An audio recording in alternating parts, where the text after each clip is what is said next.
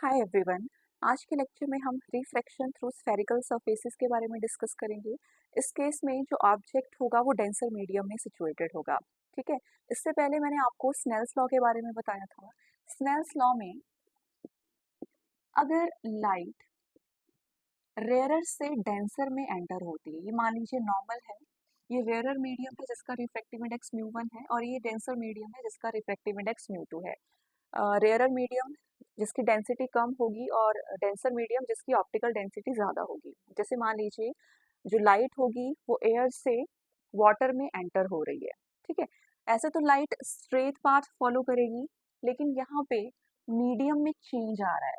ठीक है। मीडियम में चेंज होने की वजह से लाइट स्ट्रेट नहीं जाएगी, light towards the normal bend हो जाएगी।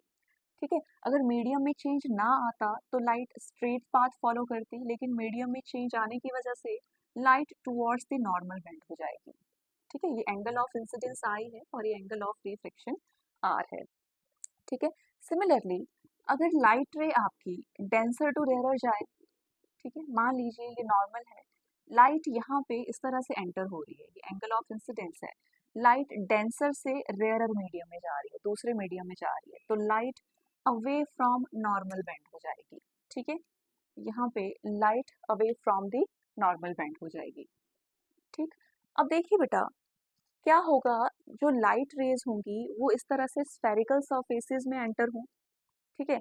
उस टाइम पे इमेज कहाँ पे फॉर्म होगी, इमेज की पोजीशन क्या होगी, तो ये सब चीज़ें हम रिफ्रैक्शन थ्रू आज के टॉपिक में हम डिस्कस करने वाले हैं। ठीक है।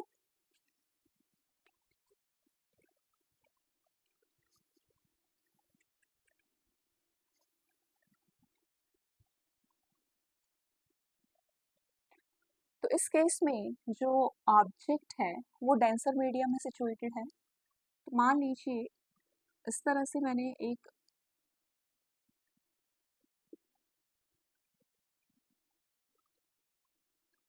मीडियम को कंसीडर किया है जिसका रिफ्रैक्टिव इंडेक्स μ2 है। ये डेंसर मीडियम है और इसका रिफ्रैक्टिव इंडेक्स आपके पास μ2 है। ठीक है।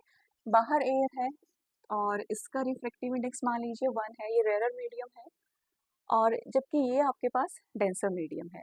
ठीक है। अब देखो बच्चे, ये आपके पास कर्व्ड सरफेस है। ठीक है। तो कर्व्ड सरफेस का सेंटर इस तरफ होने वाला है। ठीक है। इस सरफेस का सेंटर इस तरफ लाई करेगा, तो सेंटर ऑफ कर्वेचर आपका यहाँ पे रहने वाला है। ठीक। अब मान लीजिए यहाँ पे ऑब्जेक्ट ओ है। ठीक है। इस पॉइंट पे हमने ऑब्जेक्ट ओ को रखा हुआ है।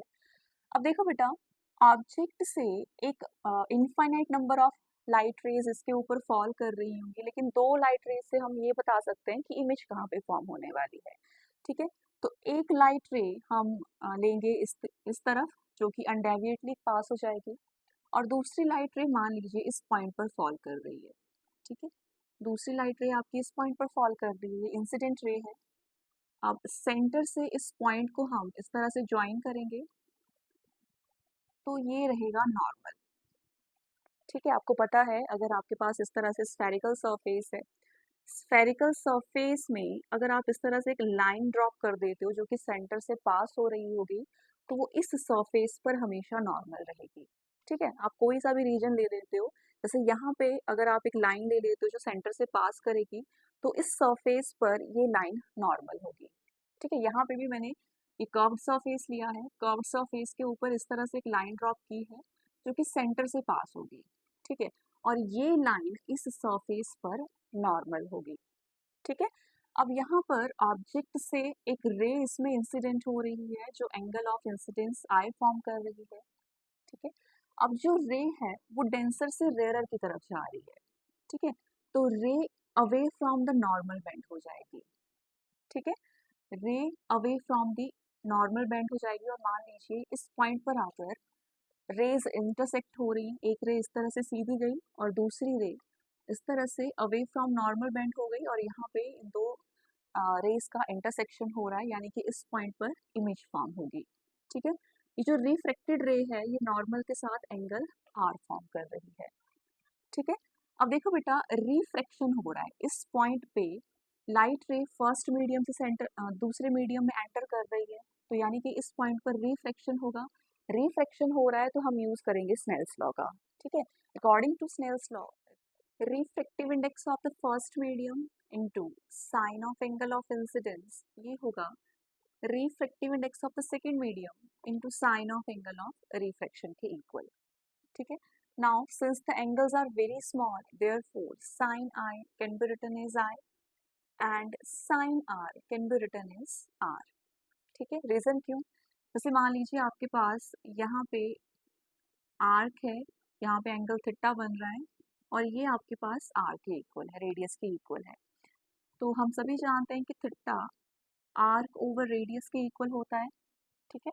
अब इस ट्राइंगल से अगर आप साइन थीटा की वैल्यू निकालना चाहेंगे तो साइन थीटा होगा परपेंडिकुलर अपॉन हाइपोटेनस के equal. So perpendicular is arc and hypotenuse is r, ठीक है। अब इन दोनों इक्वेशंस को कंपेयर करने पर यहाँ पे आर्क ओवर रेडियस और यहाँ पे भी arc over radius, sine theta को लिखा जा सकता है थीटा की फॉर्म में, ठीक है। सिमिलरली अगर इस ट्राइंगल में मैं tan थीटा की वैल्यू निकालना चाहती हूँ, tan थीटा क्या होता है? Perpendicular upon base, right. Perpendicular is arc and base is r. फिर से हम इन दोनों इक्वेशंस को कंपेयर करूंगी तो यहाँ पे आर्क ओवर रेडियस, यानी कि tan थीटा को लिखा जा सकता है थीटा की फॉर्म में जब एंगल्स बहुत स्मॉल होंगे, ठीक है। तो ये इक्वेशन बनेगी mu two into i is equals to mu one into r के इक्वल, ठीक। अब देखो बेटा, इस ट्राइंगल में अगर इसे मैं अल्फा मानूं, इसे मैं बीटा मानूं और इस एंगल को मैं अगर गामा मानूं, ठीक है।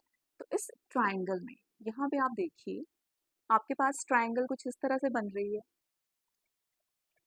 ये बीटा, ये अल्फा और ये आई, ठीक है। बीटा एक्सटीरियर एंगल है जबकि आई और अल्फा इंटीरियर एंगल्स है। So beta is equals to i plus alpha. हमें पता है कि जो एक्सटीरियर एंगल होता है वो इंटीरियर एंगल्स के सम के इक्वल होता है, ठीक है।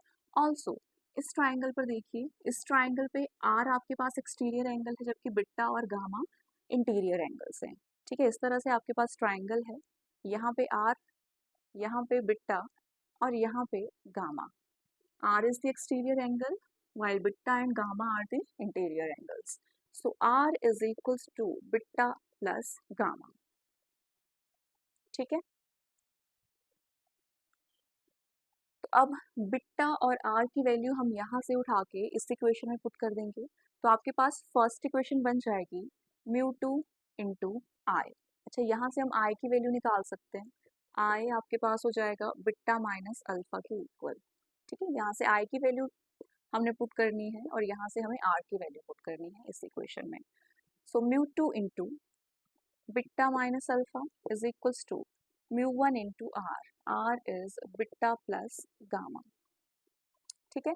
अब फिर से ये एंगल्स बहुत स्मॉल हैं, सो बीटा को टैन बीटा की फॉर्म में लिखा जा सकता है, अल्फा को टैन अल्फा की फॉर्म में लिखा जा सकता है और गामा को टैन गामा की फॉर्म में लिखा जा सकता है। ऐसा क्यों कर रहे हैं?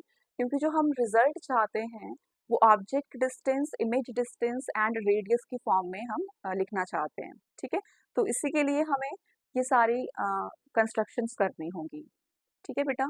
सो mu two into tan beta minus tan alpha is equals to mu 1 into tan beta plus tan gamma,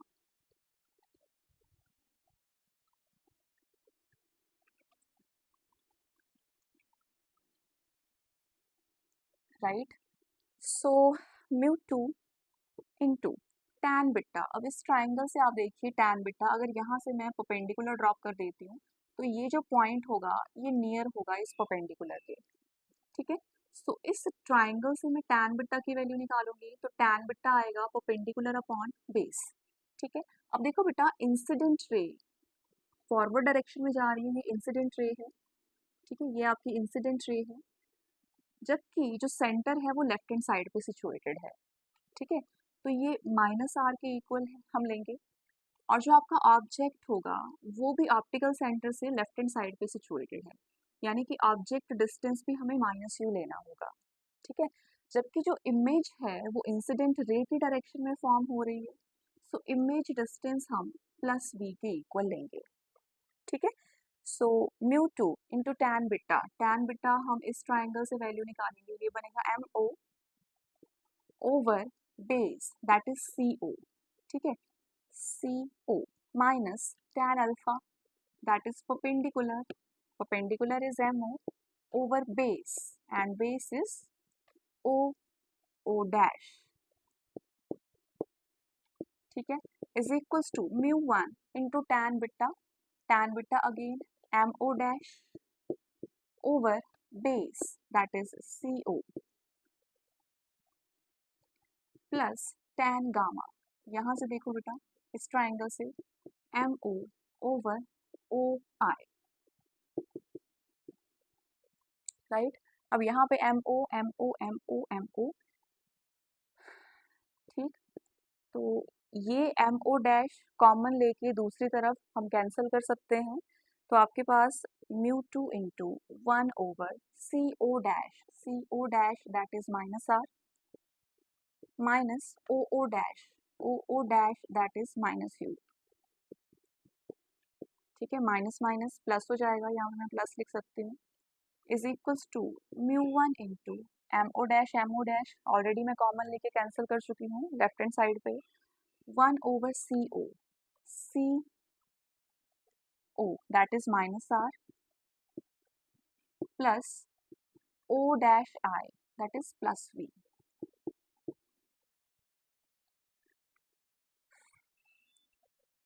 ठीक।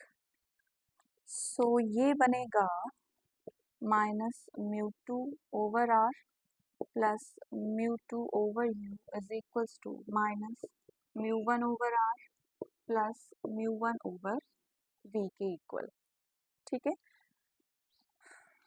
अब इस इक्वेशन को यहाँ पे मैं mu one over r left hand side में शिफ्ट कर सकती हूँ, तो ये बन जाएगा plus mu one over r, already यहाँ पे minus mu two over r present है, राइट हैंड साइड पे अपने पास म्यू वन ओवर बी है, और म्यू टू ओवर यू को मैं राइट हैंड साइड में शिफ्ट कर दूंगी तो ये नेगेटिव का बन जाएगा म्यू टू ओवर यू, ठीक है, इससे मैं राइट हैंड साइड में शिफ्ट कर रही हूँ, और mu one minus mu two over r is equals to mu one over v minus mu two over u, ठीक है। तो ये है फॉर्मूला जब एक ऑब्जेक्ट डेंसर मीडियम में सिचुएटेड है और अगर आपको वैल्यू निकालनी है इमेज की कि इमेज कहाँ पे फॉर्म होगी, तो आप इस इक्वेशन का यूज़ कर सकते हो। Thank you.